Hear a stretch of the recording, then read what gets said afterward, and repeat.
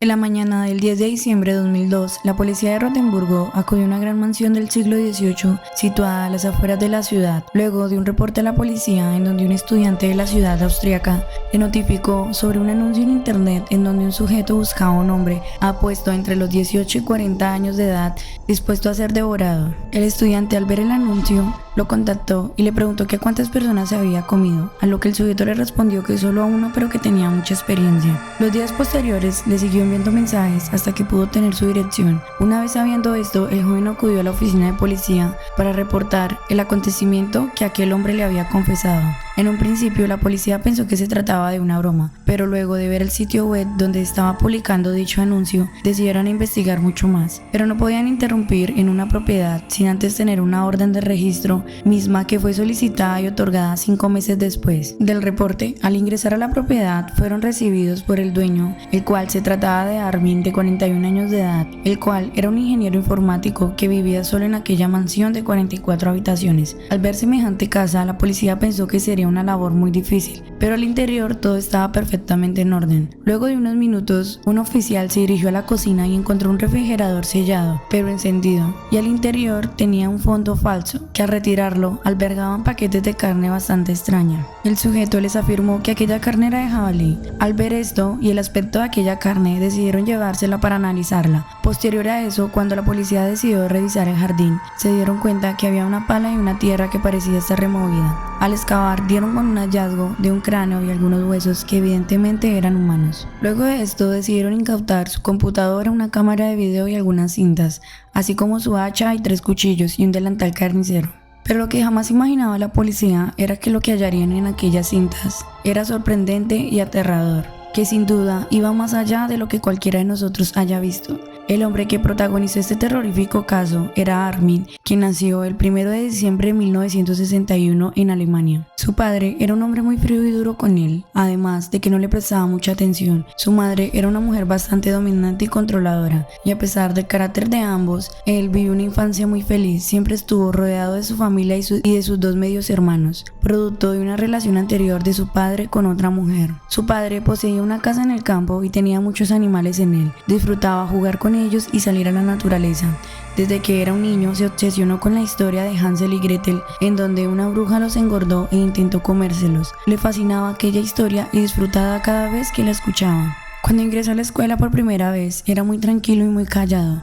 Siempre se portaba bien y era bastante educado debido a la disciplina con la que lo crearon. En 1969, su padre se marchó de su casa cuando tenía tan solo 8 años de edad. Él no comprendía lo que pasaba, pero solo recuerda que lo vio salir y subirse a un auto y marcharse junto a sus 2 medios hermanos, mientras que Armin le gritaba y corría tras él, pero su padre jamás volteó y nunca se detuvo. A partir de ese día no volvió a verlo, pero este evento lo dejó marcado de por vida, pues nunca comprendió por qué su progenitor se había marchado. Cuando su padre desapareció, quedó al cuidado exclusivo de su madre. Ella a menudo lo castigaba y lo gritaba en público. Era sumamente estricta, tanto de llegar al punto de que lo acompañaba a todas partes para que hiciera lo correcto y no le permitía tener amigos, por lo que al crecer sin compañía ni una figura paterna, se creó un hermano imaginario llamado Frankie, y conforme crecía iba desarrollando un deseo íntimo y comenzó a fantasear teniendo intimidad con su hermano imaginario. Después, a los 12 años de edad, surgió la fantasía de comerse a otros niños, porque así se convertirían en parte de él y se quedarían a su lado para siempre, con los que deseaba crear un vínculo muy estrecho, ya que consideraba que a comerse a otra persona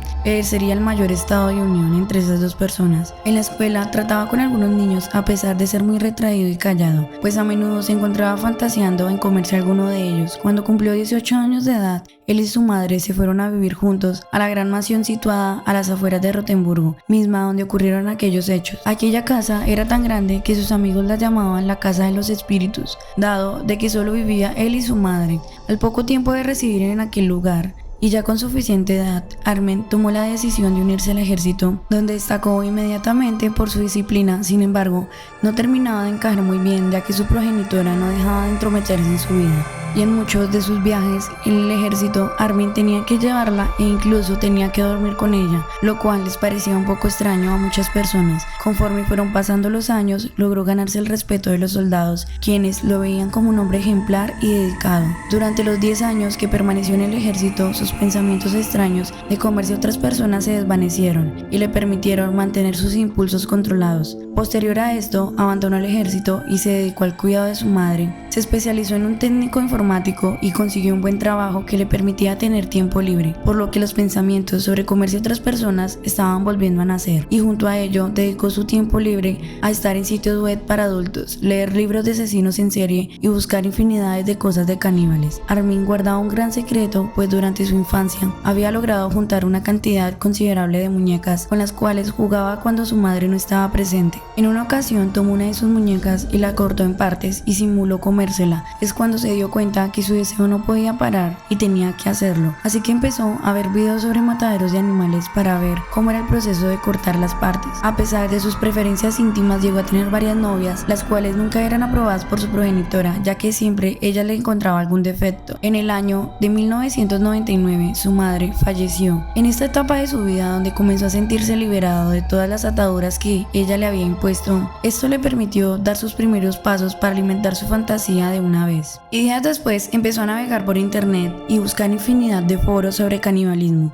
Pasaba las noches en aquellas páginas sobre esta temática. Aunque parezca increíble, habían demasiadas personas interesadas en el mismo tema, que tenían la misma fantasía que Armin. Su primer anuncio colocado en un foro fue donde buscaba un sujeto que quisiera ser devorado, y tuvo bastante aceptación entre la comunidad, y rápidamente recibió numerosas respuestas a ello. La primera cita fue con un cocinero que nunca pasó a mayores, ya que a la hora de realizar su fantasía se negaban a hacerlo. Con este anuncio logró tener muchas citas en donde tenía intimidad con ellos, pero nunca lograba concluir algo, ya que sus voluntarios se retrataban y los dejaba marchar. Después de varios intentos fallidos, conoció a un sujeto llamado Brandes, el cual era un ingeniero residente en Berlín, cuyos gustos íntimos eran muy agresivos, ya que le gustaba la tortura y el sadismo. Brandes era un sujeto con muchos traumas pasados, ya que cuando él era niño, su madre se quitó la vida y su padre lo descuidaba demasiado. Y él llegó a pensar que había sido culpable de lo que le pasó a su madre, así que pronto empezó a asociar el sufrimiento con las relaciones íntimas. Él tenía fantasías de ser comido e incluso llegó a contactar hombres